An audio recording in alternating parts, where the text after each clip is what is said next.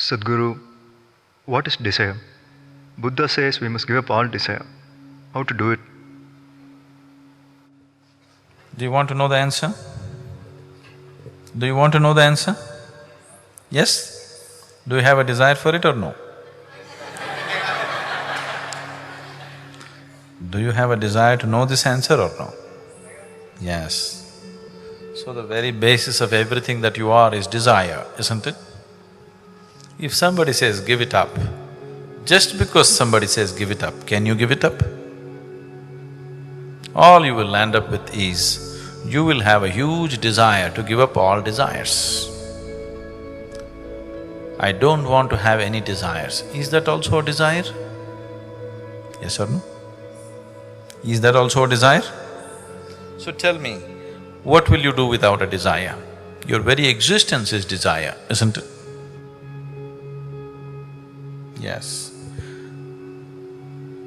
This heart is beating, this breath is happening, the body is functioning, every cell in the body is pulsating right now because there is an enormous amount of desire in everything. Otherwise, it cannot exist. So what you call as life and what you call as desire is not different. If you drop your desire, you'll drop your life. Are you ready? No. No. So you have a desire to live, obviously. So don't take up philosophies which are against the very basis of your life by misunderstanding somebody who lived here 2,500 years ago. You did not listen to Buddha. You read all those books that stupid scholars wrote about him. 2,500 years later, see already what was said just a month ago in the class, it has changed color in your utterance.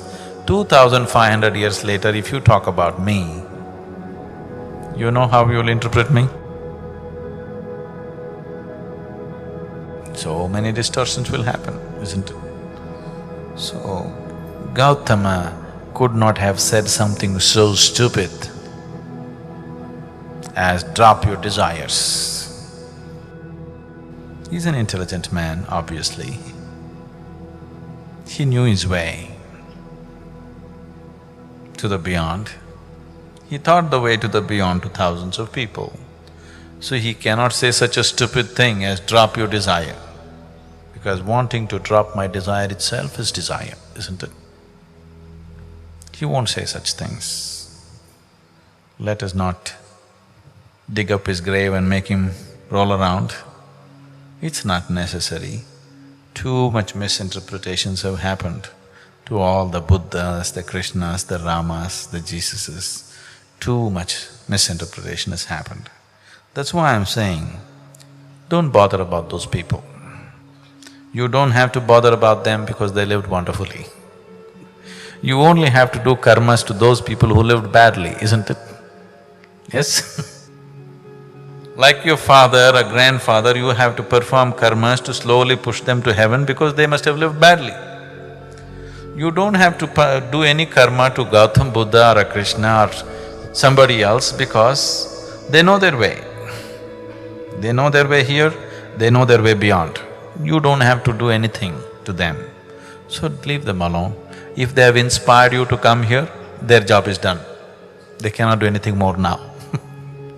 If their stories have inspired you to seek a spiritual process, that is good. Nothing beyond that they can do. So let us not interpret them or misinterpret them now. You look at it from your own intelligence. If you look at it from your own intelligence, can you see that no desire, no life? Yes or no? Yes. So let's proceed from there. Now, all the desires that you desire, will they be fulfilled? Cannot be. So many of them will naturally be unfulfilled. So desire is not the source of misery. Unfulfilled desire is the source of misery. Desire, when it's fulfilled, it's a source of joy, isn't it so? The only joy that you know is fulfilling desires. Is that so? The only joy that you know in your life is fulfilling desires, isn't it? And the only misery that you know is unfulfilled desires.